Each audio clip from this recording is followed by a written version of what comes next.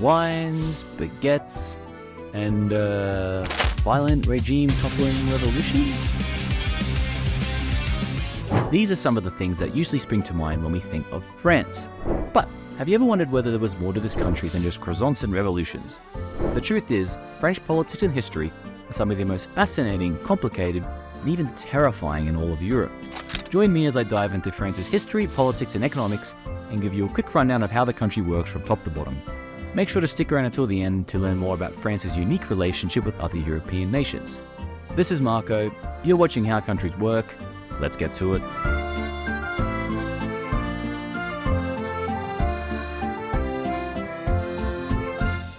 France is located in Western Europe. It shares borders with several other countries, with its natural borders including the Pyrenees Mountains in the southwest, the Alps in the southeast, the Jura Mountains in the east, and is separated from the United Kingdom by the English Channel. The Rhine River also forms part of the northeastern border. During classical antiquity, the region was settled and inhabited by thousands of Gaulic tribes. After the fall of the Roman Empire in the 4th century, a group of people called the Franks spread across the land and formed a kingdom. Charlemagne was the most famous king of the Franks, crowned in 768. He expanded the Frankish territory, which would dominate much of Western and Central Europe. After his death, his empire was eventually split in three amongst his grandchildren: East Francia, Middle Francia, and West Francia, with West Francia being the precursor to modern-day France. Over the centuries, West Francia saw a gradual centralization of power and the development of a distinct French cultural and national identity. This culminated in the emergence of a strong French monarchy with the tradition of monarchy by divine right. That is to say, the king held uncontested power granted to him by God. Until 1789. Inspired by the liberal and individualist writings of contemporary philosophers such as Voltaire and Jean-Jacques Rousseau, the French people rose up violently, overthrowing the crown and corrupt nobility during the French Revolution. This was significant as it introduced the ideas of liberty, equality, and fraternity, but it also induced an extremely unstable and violent period with guillotines and chopped heads. Lots and lots of chopped heads. For the following several decades, the political system in France chopped and changed between a monarchy, a republic, an imperial empire under Napoleon Bonaparte, a return to the original monarchy, another republic, and then another empire under Napoleon's nephew, Napoleon III, and then another republic. Phew, the French sure do love a regime change. But by the turn of the 20th century, the Third French Republic was firmly in place and was a colonial superpower, holding territories around the world, including Algeria, Haiti, and Indochina. However, the first half of the 20th century was devastating for France. Both world wars would see widespread destruction, loss of life, and economic hardship for the country, with France being defeated and occupied by Nazi Germany for a significant portion of the Second World War. Though the nation would survive and emerge victorious with the Allies, successful rebellions from their colonies after the war meant France's days as a colonial superpower were finished. It became one of the founding members of the European Coal and Steel Community, the organization that would go on to become the European Union, dedicated to European integration and peace on the continent. Today, with a population of 67 million, France is the fourth most populous country on the continent. Though its political history is a messy mash of rapidly shifting ideologies and regimes, France has always remained one of the dominant powers on the continent due to its economic strength, geographic size, and strategic position, and this remains true today. Today, France is a unitary semi-presidential republic, with the Fifth French Republic as the current political regime. Its constitution was drafted on the 4th of October 1956, after the collapse of the Fourth French Republic, and outlines the structure, functions, and principles of the government of France, under which the country currently operates within an interesting semi-presidential system. Like most political systems, the power of the government can be defined between the legislative, responsible for making laws, the executive, responsible for implementing laws and the day-to-day management of government, and the judiciary, responsible for interpreting and settling disputes within the law. As a unitary government, supreme power rests with the national government in Paris, with powers granted to 18 separate administrative regions over more local issues such as transportation and infrastructure. Under the French system, the president, the head of state, is separate from the bicameral or two-chamber parliament. The president represents France on the international stage and as the commander-in-chief of the French armed forces has significant powers over foreign policy, defense, and national security. They preside over the Council of Ministers, the main decision-making body in the executive branch, which is composed of the heads of the individual government departments which run the country, such as the economy and defense. The president is elected by direct popular vote every 5 years using a 2-round system. In the first round, all candidates are on the ballot. If no candidate receives more than 50% of the total votes, the second round is held between the top 2 candidates from the first round.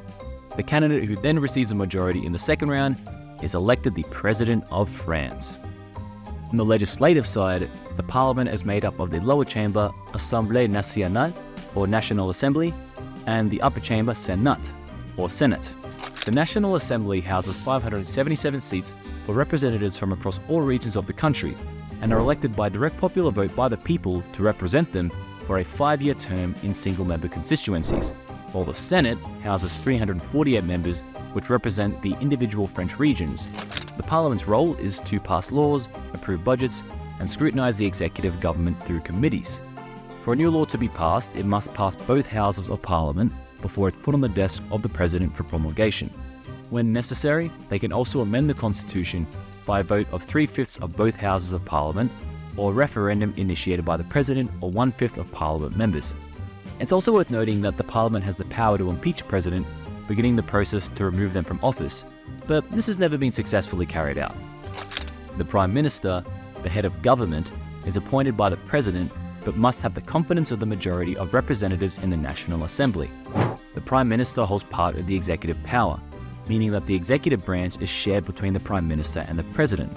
As the head of government, they direct the work of the government and are the leader of the previously mentioned Council of Ministers. The relationship between the President and the Prime Minister is a unique feature of the French political system. When the President's party has a majority in the National Assembly, then the President is free to select the Prime Minister of their choosing. In these situations, which is most of the time, the President tends to have the dominant role in executive action. However, when the majority of the National Assembly belongs to a different political party than the President's, a situation known as cohabitation, the President is usually compelled to appoint a Prime Minister from the opposing party and is significantly weakened, as they must defer to them on domestic matters. Though rare, this has happened several times in the history of the Fifth Republic. It's a unique feature of France's semi-presidential system that balances the power between the President and the National Assembly. Now, you might be wondering what kind of political parties can be found in France. As of 2023, there are 4 dominant parties, but in reality, there are many political parties that hold seats in both chambers or make headlines in political news. La République En Marche, founded by current President Emmanuel Macron before his presidential victory in 2017, is a centrist party. It supports pro-European, liberal economic policies and social progressivism. The Socialist Party is a centre-left party that has historically been one of the 2 major parties in France, along with the Republicans. It supports a socially equitable economy, workers' rights, and its pro-European Union. The Republicans are a centre-right party that advocates for market-friendly economic policies, law and order, and a more restrictive approach to immigration. The Republicans also value French sovereignty, but are generally more supportive of the EU. And finally, the National Rally is a far-right party formerly known as the National Front, led by Marine Le Pen. It advocates for French nationalism, immigration restriction, law and order, and is skeptical of the European Union. And last, but definitely not least, the third branch of the French government is its judiciary. The French judicial system is responsible for upholding the law and protecting the rights of citizens of France. The judicial branch is separate from the other branches of the government to ensure its independence and impartiality. And the judicial system in France is divided into 2 main categories: the judicial order and the administrative order. The judicial order handles civil and criminal cases, while the administrative order handles disputes between the government and citizens or businesses.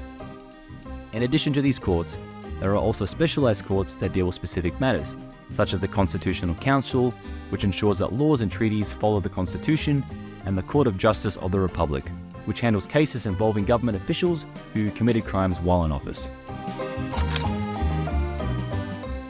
On the economic front, France is a developed country and has one of the strongest economies on the planet, ranking 6th on the World Economic Leaderboard, ahead of India but behind the UK, which really must annoy the French. With a well-educated, highly skilled workforce, France relies heavily on its service sector to build its economy. France is also the ultimate tourist hotspot. 90 million tourists cross its borders every year to view major attractions such as the Chateau de Versailles and the famous Eiffel Tower.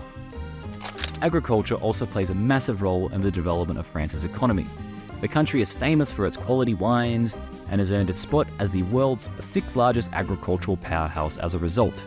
France is the agricultural driving force of the European Union, with a more robust sector than any of the other member states. France is also one of the founding members of the European Union, and its economy enjoys all the benefits associated with membership. Access to the European single market has proven hugely significant in growing France's economy, as it relies on unfettered trade with its neighbours to prosper. Now, not everything is sunshine and roses. An ageing population will begin to cause problems for France in the long run, as will its high public debt. Political instability has also gripped the Republic. President Macron's economic reforms, including changes to labour laws, tax cuts and pension changes, have been a significant point of contention, sparking massive protests all across the country. Critics argue that they favour businesses and the wealthy at the expense of the working and middle class, leading to protests such as the Yellow Vest movement. France, while strong, may be facing a period of long political instability. Considering its long history of violent regime change, it's something for all governments of France to be concerned about. And there you have it, or a bit of it. That was a quick rundown on everything you needed to know about France. If you enjoyed this video, hit the like button. And if you'd like to learn more about how countries work, subscribe to this channel for more content in the future. Thanks, and I will catch you next time.